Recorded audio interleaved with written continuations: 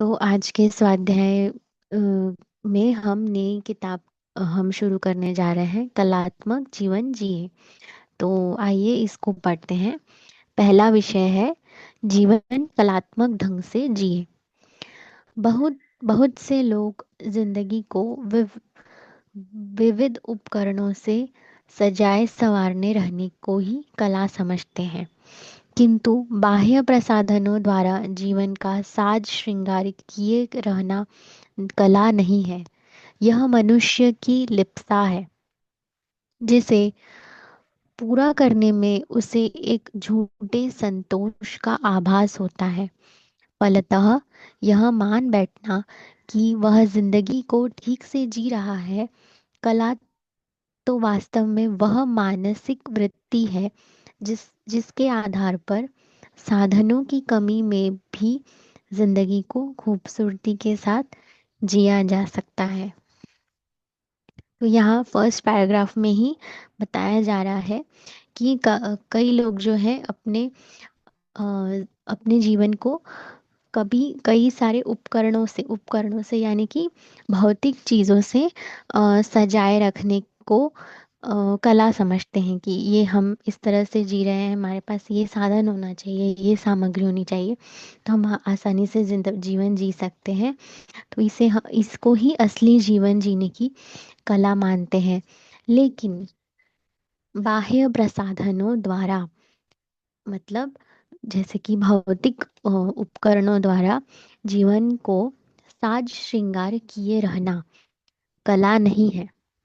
हम उसको ही कला मान लेते हैं, लेकिन यहाँ बताया जा रहा है कि वो कला नहीं है। फिर यह क्या है? मनुष्य की लिप्सा है। लिप्सा यानी कि उसकी उसकी चाहत है, जिसे पूरा करने में उसे एक झूठे संतोष का आभास होता है। तो उस चाहत को पूरा करने के लिए मनुष्य को, उसने कुछ चीज प्राप्त कर ली, तो उसको उस वो झूठा संतोष रहता है उसको। यानी कि उसको थोड़ी देर थोड़े समय का वो संतोष रहेगा कि हाँ, मुझे ये चाहत थी, मैंने पूरा कर ली। फिर उसके बाद उसे तभी दूसरी चीज पाने का चाहत रहेगा। तो क्या है?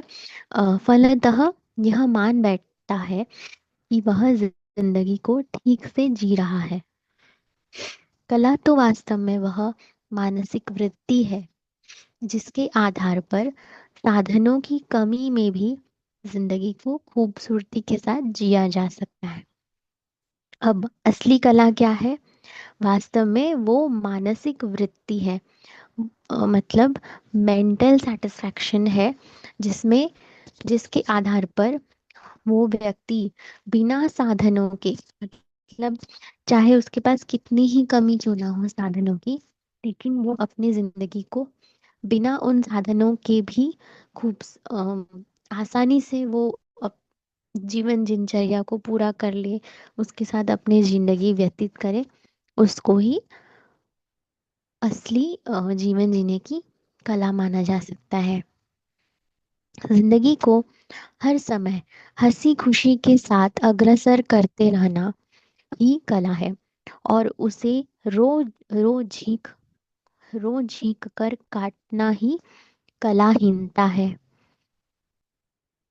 जहाँ तक जिंदगी को कला पूर्ण बनाने में साधनों की सहायता का प्रश्न है, उसके विषय में बहुत बार देखा जा सकता है कि एक और जहाँ प्रचुर साधन संपन्न अनेक लोग रो रो कर जिंदगी काट रहे हैं, उनसे बात करने पर ऐसा लगता है मानो उनका जीवन तत्व समाप्त हो गया है, और वे उबे हुए शेष श्वासों को लकीर पीट रहे हैं।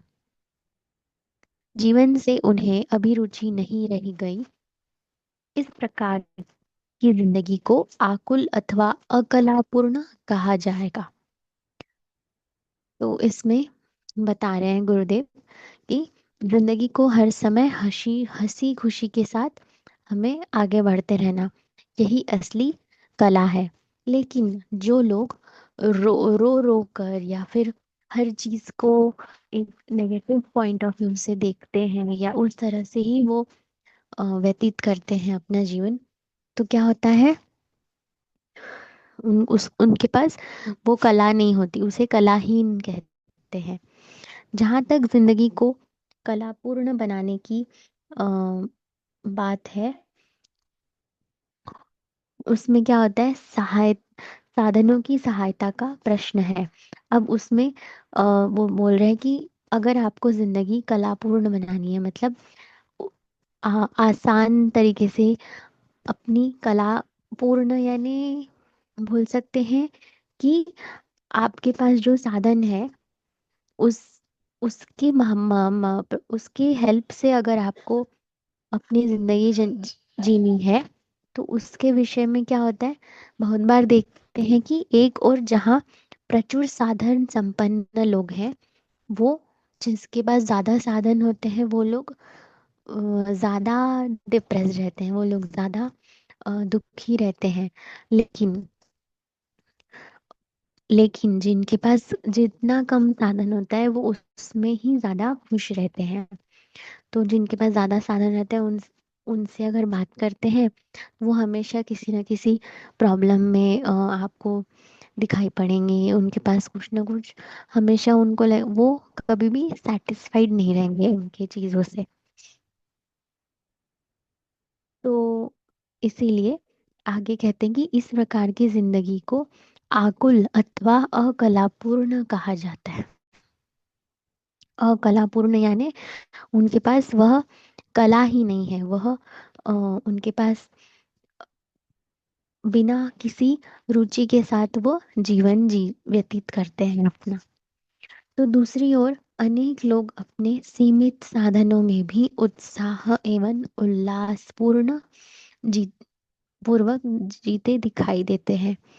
अब वहीं दूसरे लोग क्या है, सीमित साधन यानी कि बहुत ही कम साधन और बहुत ही कम अम, बहुत ही कम अ, भौतिक साधनों में भी वो अपना जीवन काफी खुशी खुशी जीते हैं। तो जिंदगी उनके लिए कटु अनुभव नहीं, मधुर आस्वादन जैसी होती है।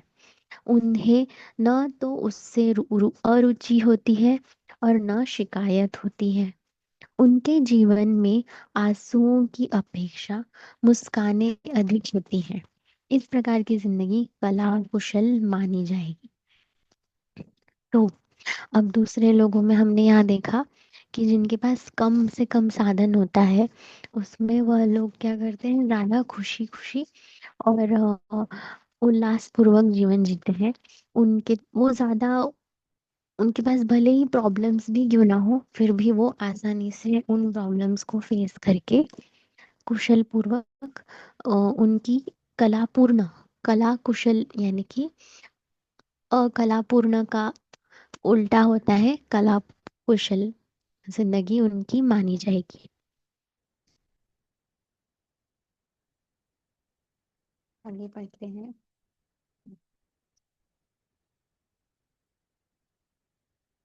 ऐसा नहीं है कि जिंदगी जीने के लिए जीवन से आंसुओं की सर्वथा बहिष्कार कर दिया जाए और उनके स्थान पर जैसे भी हो मुस्कानों का संचय किया जाए।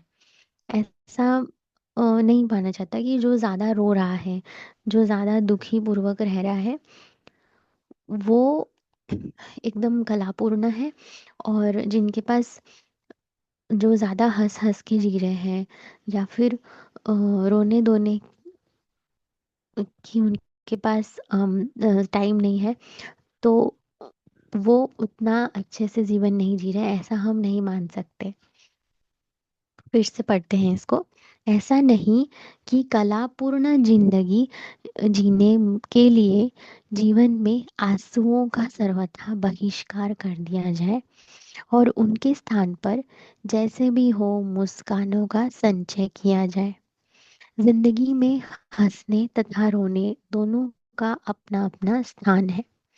अब इसमें बोला गया है कि जो जिंदगी बहुत ही आंसुओं में बिता रहे हैं, मतलब बहुत ही रो धो कर रह रहे हैं, उनमें हमेशा वो उन प्रॉब्लम्स को रोना धोना में ज़्यादा उन प्रॉब्लम्स में फंसे हैं। तो ऐसा हम नहीं बोल सकते कि वो अपनी ज़िंदगी अच्छे से नहीं व्यतीत कर रहे हैं, या फिर ऐसा हम नहीं कह सकते। लेकिन क्योंकि ज़िंदगी में हंसना भी है और रोना भी है, दोनों बराबर मात्रा में अपना अपने स्थान पे है।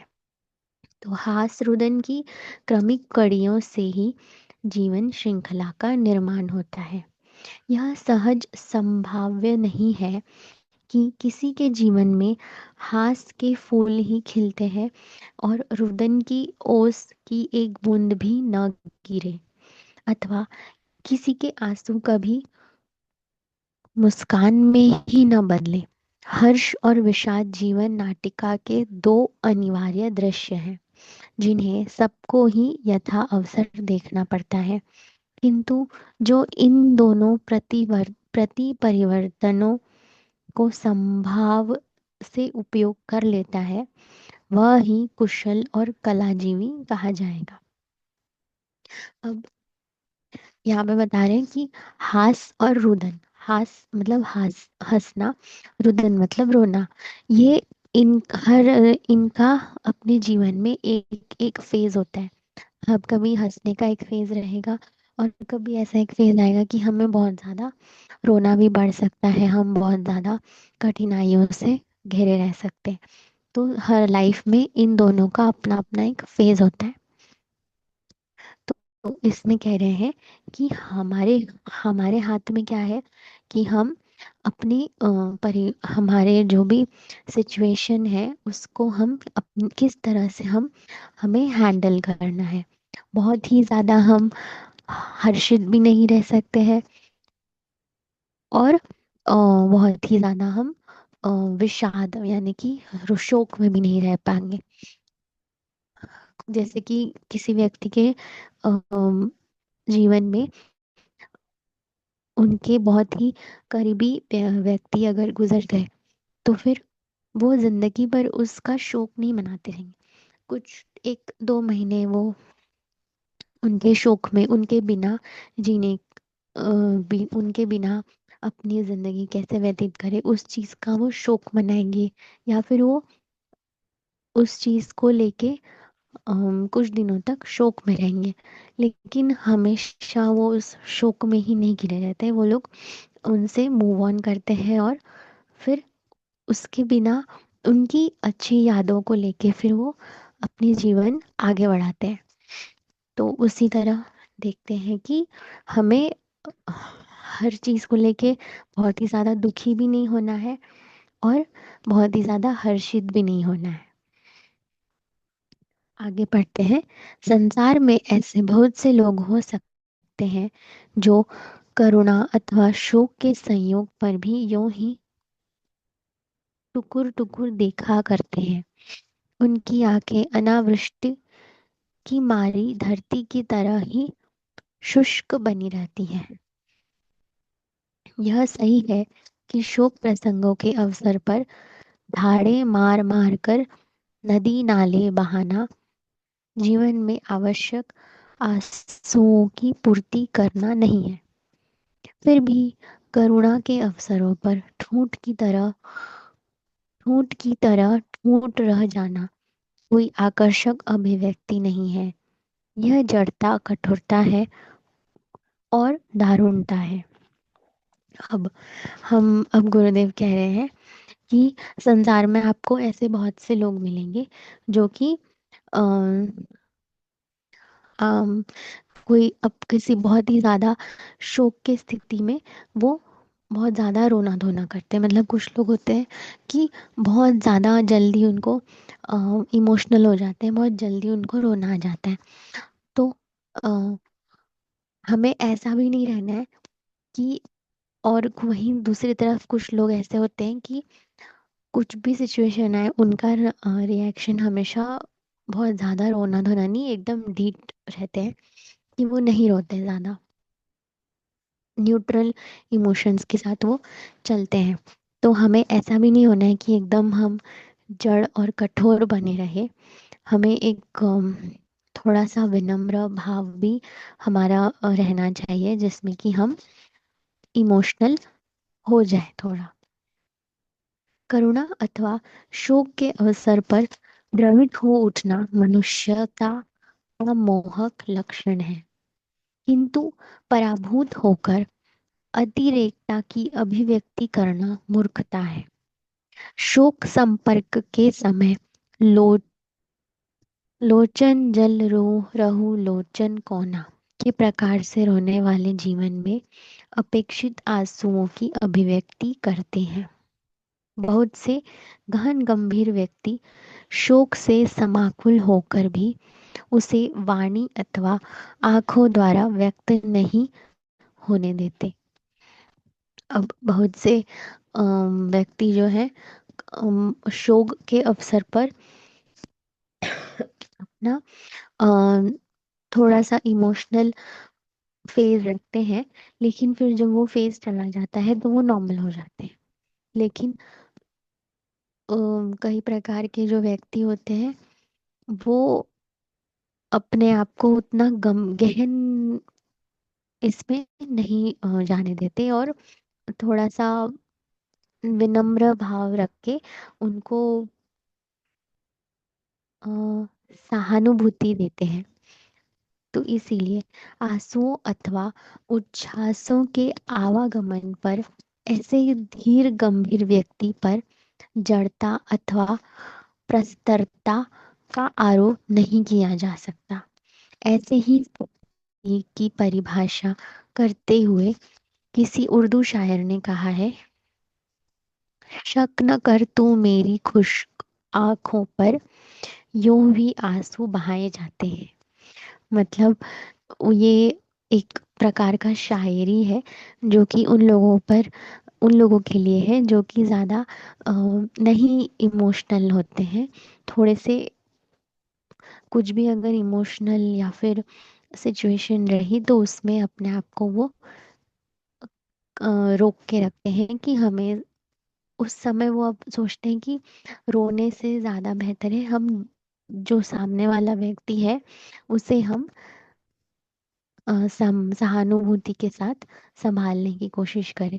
तो ये शायर उनके लिए है कि उन उन व्यक्तियों पर हमें इतना शक नहीं करना चाहिए, ये तो रो ही नहीं रहा है, इसको तो कोई फर्क ही नहीं पड़ता, इसको कुछ आंसू ही नहीं आते, लेकिन वो अंदर ही अंदर और ज्यादा दुखी रहता है। तो इस प्रकार जैसे जीवन में आंसुओं को स्थान न देना अकलात्मक है, उसी प्रकार धैर्य का बांध तोड़कर अनर्गल रूप से वह उठना भी करूपता है। शोक से अभिभूत होने पर भी पराभूत हुए बिना जो कतिपय मानस मोतियों के देय भाग को सच्चाई के साथ समर्पित कर देना ही पर्याप्त समझते हैं, उनके रोने पर भी जीवन की कलात्मकता पर कोई आँच नहीं आती। इस अगर इसी प्रकार जीवन में जो आंसुओं को स्थान मतलब जो ज्यादा नहीं रोना, जो ज्यादा रोना जरूरी नहीं समझते उसको अकलात्मक कहा गया है। तो उसी तरह जो लोग बिल्कुल अपना सब्र नहीं रखते और बहुत ज्यादा ही रोते हैं, तो उसको भी गुरुदेव बता रहे हैं कि वो भी यहाँ पे बताया गया, शोक से अभिभूत होने पर भी पराभूत हुए बिना जो कतिपय मानस मोतियों के देह भाग को सच्चाई के साथ समर्पित कर देता है। मतलब वो एकदम से अपने इमोशंस को बाहर निकाल देता है, समर्पित कर देता है। तो उसको उनके रोने पर भी जीवन की कलात्मकता पर कोई आँच नहीं आती। मतलब वो अ, उनको भी उन्होंने कहा है कि जीवन वो अपनी कलात्मकता के साथ जी रहे हैं। मतलब उनकी सच्चाई बाहर दिखती है, लेकिन वो लोग जो ज़्यादा अपने इमोशंस को बाहर नहीं दिखा पाते या ला पाते, उनको वो अकलात्मक जीवन बतला रहे हैं, यानी कि वो ज़्यादा ट्रूथफुल लाइफ नहीं जी पा रहे हैं, अपने इमोशंस को वो अंदर दबाए जा रहे हैं, ऐसा बता रहे हैं।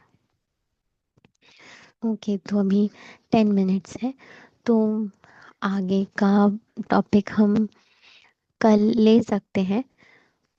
तो मुझे आज के सेशन में आपने क्या समझा ये बता दी, एक शॉर्ट समरी ले लेते हैं हम। आज के सेशन में हमने ये देखा कि न्यू किताब हमने स्टार्ट की है, जीवन कलात्मक जीवन जिए। तो जीवन कलात्मक ढंग से जिए, इसमें हमने ये देखा कि दो प्रकार के हमने व्यक्तित्व को समझा यहाँ पे। वह लोग जो कि कम से कम साधन सामग्रियों में भी अपने जीवन को आसानी से जी पाते हैं, खूबसूरती से जी पाते हैं, उसे कलात्मक जीवन में बताया गया है। पर वही लोग जो कि जिनके पास ज़्यादा से ज़्यादा साधन सामग्रियाँ होती है, साधन या फिर बोले कि भौतिक चीज़ों में वो घिरे होते हैं ज़्यादा, तो वो और ज़्यादा दुखी रहते हैं, और और उन्हीं में वो फंसे रह जाते हैं। तो उनको उन्होंने अकलात्मक जीवन दिनचर्या में गिना गया है, क्योंकि वो ज़्यादा खुश नहीं रहते, वो भौतिक चीज़ों से ही वो अपने आप को खुश मानते हैं। और उसी तरह फिर आगे देखते हैं तो गुरुदेव बताते हैं कि हंसना और रोना दो प्रकार के जीवन में फेज होते हैं हर किसी के।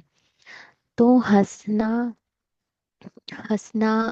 कभी एक ऐसा फेज आएगा कि जब हम बहुत ज्यादा हर्षित रहते हैं, और कभी एक फेज ऐसा भी आता है जब हम बिल्कुल शोक से घिरे रहते हैं, या बहुत ही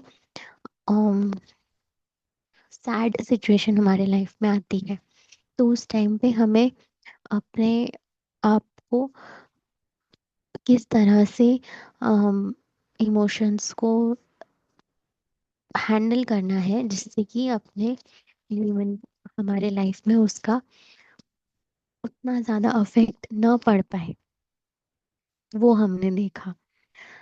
तो उसमें हमने देखा कि वह लोग जो ज्यादा अपने इमोशंस को बाहर नहीं ला पाते हैं, जो ज्यादा एकदम भी रोते नहीं हैं, तो उनको देव गुरुदेव बता रहे हैं कि वो अकलात्मक जीवन में अकलात्मक जीवन जी रहे हैं, यानी कि वो ट्रू ट्रू अपने इमोशंस को बाहर नहीं ला पा रहे, मतलब वो ट्रू लाइफ नहीं है उनकी, या फिर वो कहीं ना कहीं पीछे रह रहे हैं अपने इमोशंस को दिखाने के लिए। पर वही लोग जो एकदम बहुत ज्यादा ही इमोशनल हो जाते हैं और एकदम रोने लगते हैं, तो उनको वो जीवन की कलात्मकता पर, जीवन की जो उनकी जीवन जीने की जो उनकी कला है, यानी कलात्मकता है, वो कभी आ, विलुप्त नहीं होती, वो दिखाई पड़ती है ज्यादा। तो वो ऐसा हमने अभी देखा फर्स्ट टॉपिक में। तो इसका नेक्स्ट हम कल, यानी कि कल हम कंटिन्यू कर सकते हैं। तो आज का सेशन हम यहीं स्टॉप करते हैं। सो आज के सेशन में किसी को कुछ पूछना है